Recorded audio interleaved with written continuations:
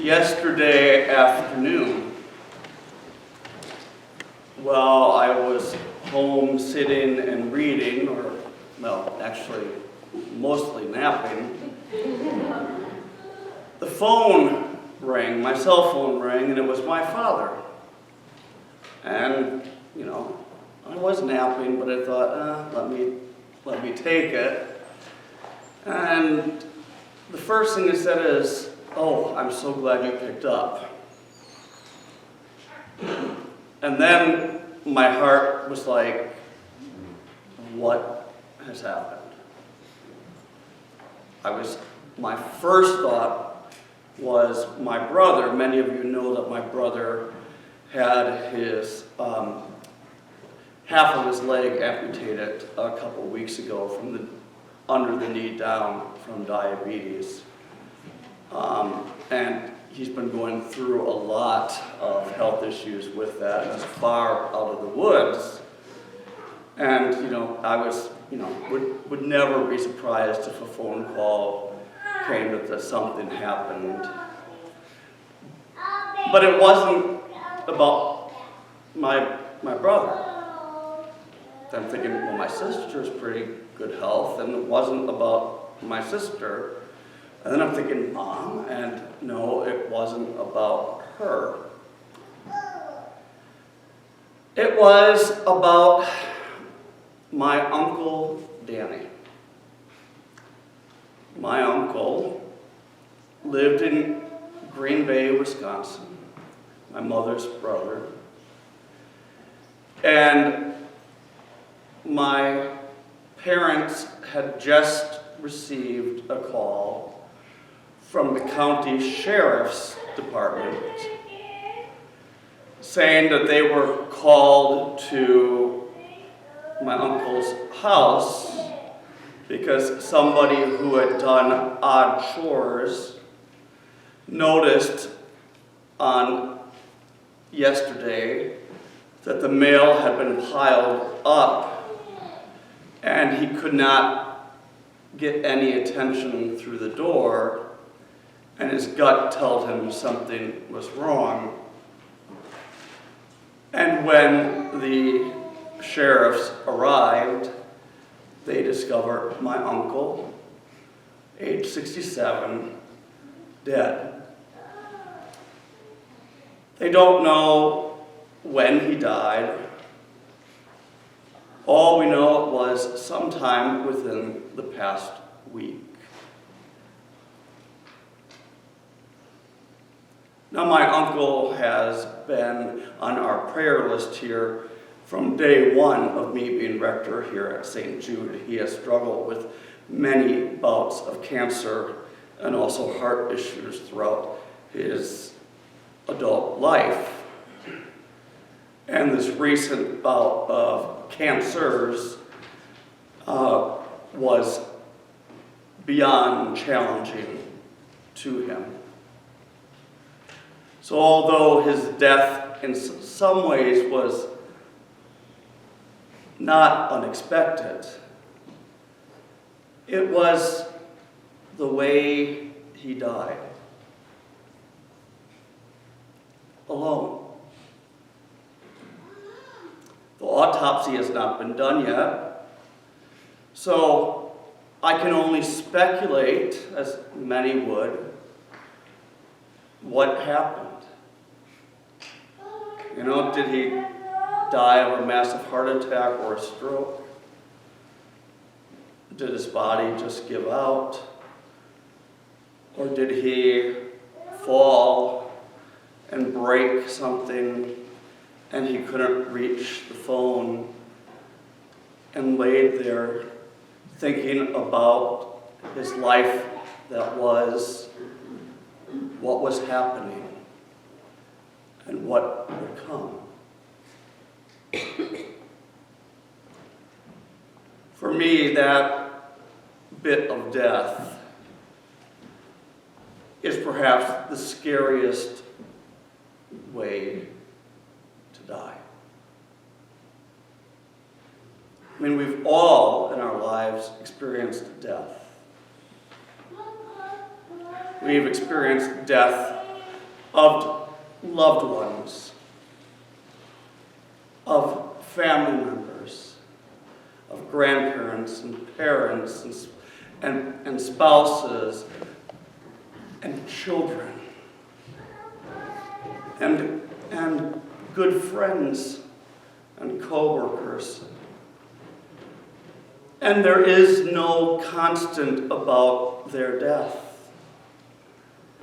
Although we all have in our head, and I'm sure this is true with you, the hope that when it would be time for you to leave this earthly life and be with our Heavenly Father, that we might just simply go to sleep at night and not wake up. It does happen, but I know we have many health professionals in here. Sadly, that is not often the case.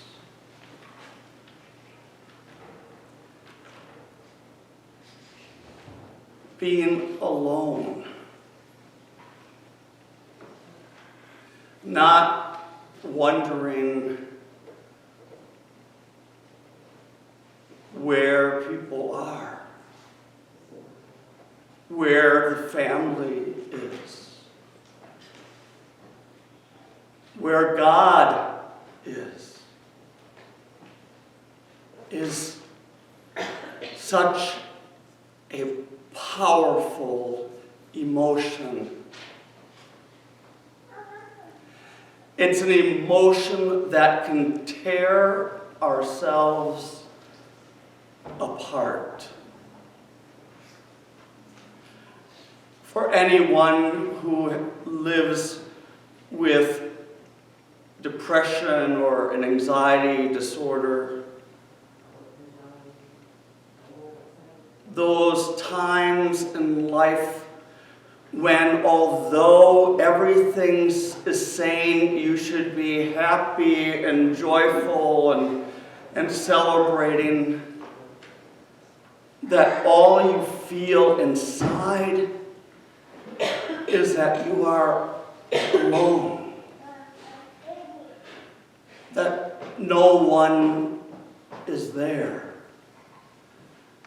that there is an absence of God and the world. There never seems to be a light at the end of the tunnel. You know, that feeling of being alone, that feeling of abandonment is obviously a natural human emotion. Going back to the earliest human beings to now, people generally do not want to be completely alone. There's that internal desire to be able to have a connection with at least one other person, or at least with the divine. Our search for meaning in life often finds meaning when we can discover who that higher power is in our lives and offer ourselves to that power.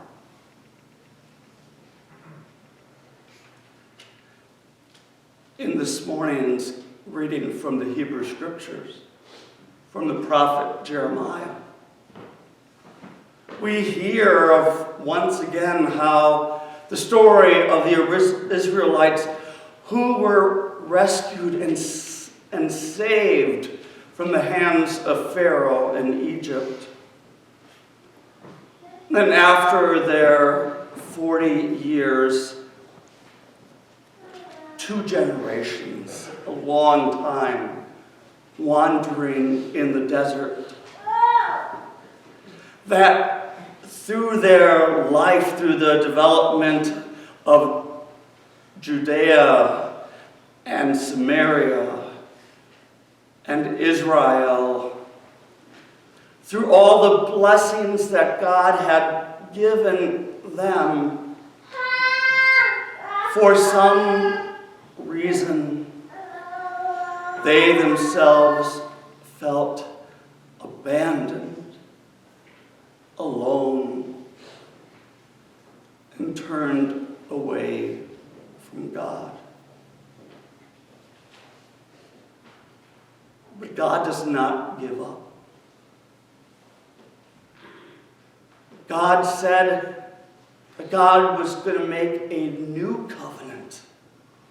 A new covenant not only with the people of Israel, but with all of us, all daughters and sons of Abraham and Sarah.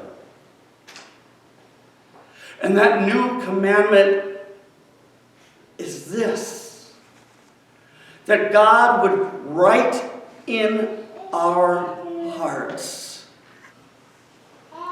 that God is our God, and we are God's people.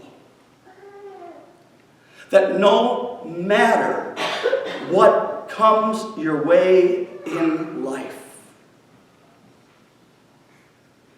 nothing, absolutely nothing, will stop the fact that you have been claimed by God as God's own people. That you and I are created in the image of God. And that being created in that image, there is absolutely no way that God has left us.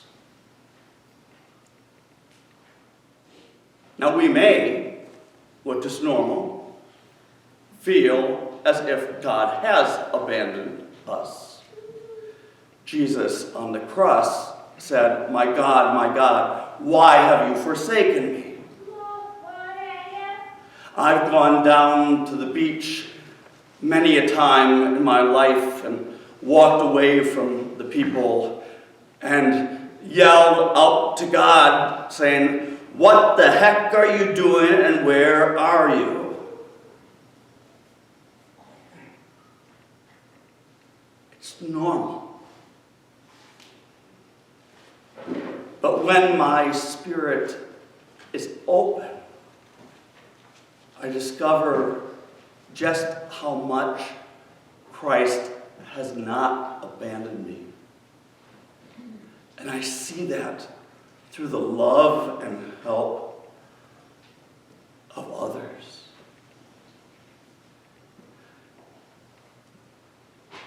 There is no doubt that our journeys, our spiritual journeys to God, are journeys that we do all walk alone. We're aided by those around us. But it is our walk to the cross and to the empty tomb and to the risen Savior, who promises you and me that we'll never be alone again. My friends, there is only a couple things in my faith that I know for certain, that I believe without a doubt. And trust me, I have a lot of things that I have a lot of doubts about. But the one of those things is that we,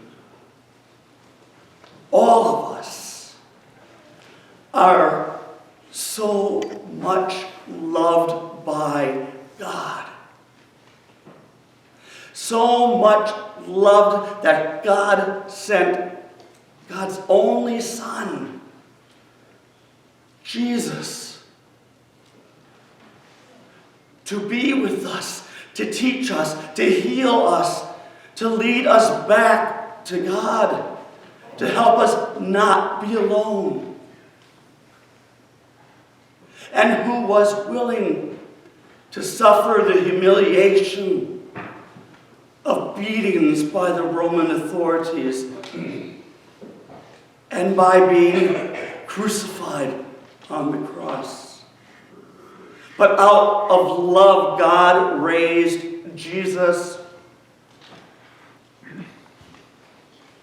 so that when we die, when that grain of wheat, who we are, die, that from that death actually will come life. A life abundant. A life of generousness. A life of love.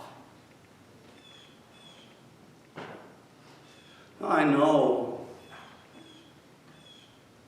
my uncle is in the nearer presence of our God. I said that to my mom yesterday. I said, the one thing I know is where Uncle Danny is.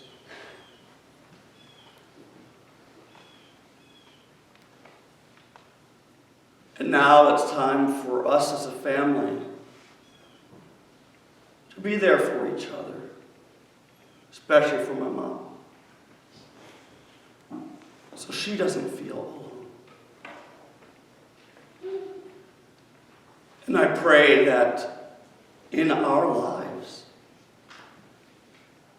if you do feel abandoned,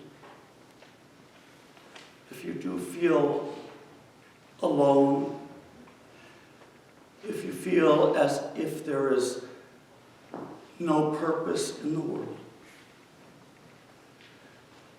please not only give that to God, but allow your family members, your friends, your fellow parishioners, your priests to walk with you on your lonesome valley. And on the other end, we'll find the light of Christ, who opens his arms and says, "Welcome, my child."